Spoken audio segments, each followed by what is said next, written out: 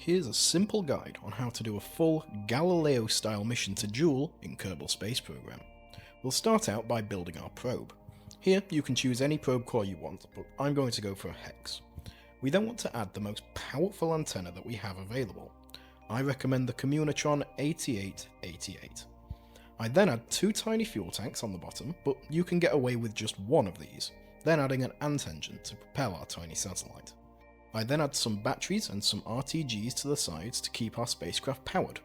Optionally, you can even add some experiments to the side of your satellites, especially if you're playing in science or career mode, but with that, our satellite is ready. We can now encase it in a fairing and build the upper stage. Here I go for a medium-sized 1.9 meter fuel tank, but you can easily do this with about half the amount of fuel here, but if you're fairly new to the game, this is an ideal amount. I then add a Terrier engine to power this stage and encase the bottom in a fairing. Now for the main launcher. Here I add an adapter and a large fuel tank to power a Mastodon engine, as well as adding some fins for stability. But just like that, we're ready to launch. But before we launch, we need to wait for the appropriate phase angle between Jool and Kerbin. It should be around 90 degrees, similar to if we were just doing a Mun mission, but from here we can just launch into a low Kerbin orbit. Now when we get to orbit, we want to burn prograde just after sunset. This is because we essentially want to burn prograde from the perspective of Kerbin as it orbits around the Sun.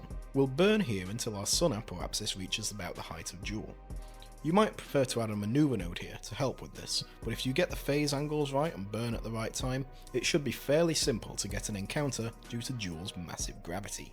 Once we've got an encounter, we then want to time warp until our satellite is around about the orbit of Dres. Here, we're going to do a correction burn to set up our trajectory. Here, I opt to aim for a Tylo gravity assist to help us get captured into the system, but if you're unsure how to do this, you can always just burn retrograde at the Jool periapsis to get an orbit there. Now that we've arrived at the Jool system, we don't actually have to do anything else, as Tylo's gravity is going to do all the hard work for us thanks to that maneuver that we just set up a few moments ago. But from here, our goal is simple. We want to fly past every moon in the system and eventually end the mission by entering Jool's atmosphere. To do this, I'm going to use a series of gravity assists. Every time we fly past a moon, its gravity is going to change our trajectory, and ideally, we want this change to help set up the next encounter with another moon.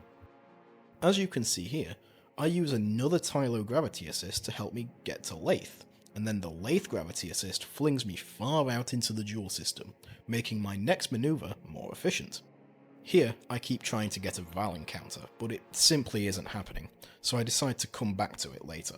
But after a few more flybys of Lathe and Tylo, I realise I'm in a very good position to set myself up for a BOP flyby, so I take this opportunity while I can.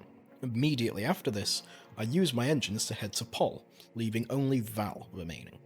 To get to Val, I simply decide to burn my engines until I get the encounter. Because it's our last flyby, I decided to get really close to the surface, so much so that it will eject the probe from the system entirely. But when we arrive, I burn my engines retrograde to make sure that this doesn't happen. But now that we've visited all the moons of Jool, I head out to the apoapsis and burn my engines retrograde until we enter the atmosphere for a beautiful entry. How anticlimactic. I'd like to give a massive shout out to Seek, AKGG, Tom Edwards, and Mioka for supporting Kerbal Physics on Patreon, who help make videos like this possible. Thank you very much.